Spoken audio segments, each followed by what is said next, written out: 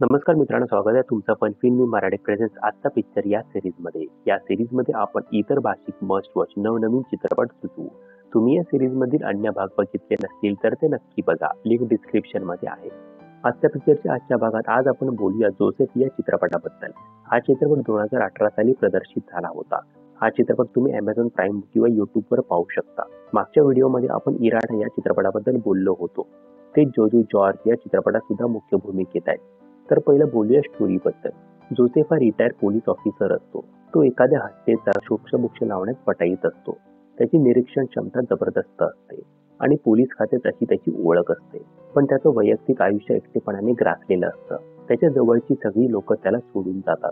तो आता घटस्फोटीत आहे, पण तरीही स्टेला, त्याची एक्स वाईफ आणि त्याची मुलगी यांच्यासोबत त्याचं नातं चांगलं आहे. तरीही त्यांनी घटस्फोट का घेतला याचं उत्तर या चित्रपटात तुम्हाला समजेल. तर एके दिवशी जोसेफला समजते की स्टेलाचा अपघात झाला आहे.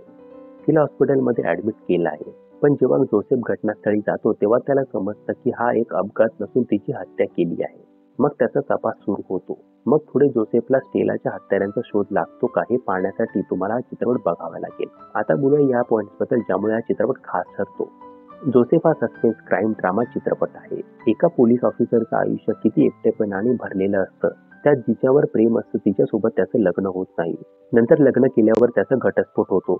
मुलगी आणि बायको सोडून जातात. अशा परिस्थितीत त्या माणसाची मानसिक अवस्था कशी होऊ शकते हे या चित्रपटात अचूकरित्या दाखवलं आहे. जोसेफची निरीक्षण क्षमता आपल्याला भावते. तो ज्या रीतीने एक एक बारकावे टिपत असतो ते कमाल वाटतं.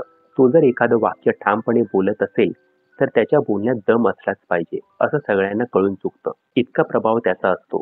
त्यामुळे जोसेफ हे पात्र ज्या रीतीने आपल्यासमोर सादर केलं आहे ते भारी वाटतं. काही काही सीन्स आपल्याला इमोशनल करतात. त्या सीनचा बिल्टअप कमाल झाला आहे. त्यानंतर अवयवदान यासारख्या पुण्य गोष्टींवर इथे भाष्य केलं आहे. पण अवयवदान यामध्ये सुद्धा फ्रॉड होऊ शकतो हे चित्र आपल्याला विचलित करून टाकतं. सुरुवातीला तर यावर विश्वासच बसत नाही की अवयवदानमध्ये सुद्धा कसे लोक फसवू शकतात आणि यामागे मोठं रॅकेट आहे हे बघून आपण सुद्धा थक्क होतो. चित्रपटाची मांडणी थोडी स्लो वाटू शकते. गाणी चित्रपटांची गती रोखतात, त्यामुळे हा चित्रपट लांबतो आणि शेवटी भलेही ते रॅकेट उघडं पडतं पण त्या मुख्य लोकांना पकडताना दाखवलं पाहिजे होतं तर चित्रपट पूर्ण वाटला असता. त्यानंतर कारमध्ये कॅमेरा लावणे, शोध घेणे या गोष्टी थोड्या सुपरफिशियल वाटतात. इतकं सोपं कसं असू शकतं असं वाटायला लागतं. त्यानंतर अपघात स्थळी असणारा चहा टपरीवाला इतके डिटेल्स कसे लक्षात ठेवू शकतो हे जरा जास्तच वाटतं.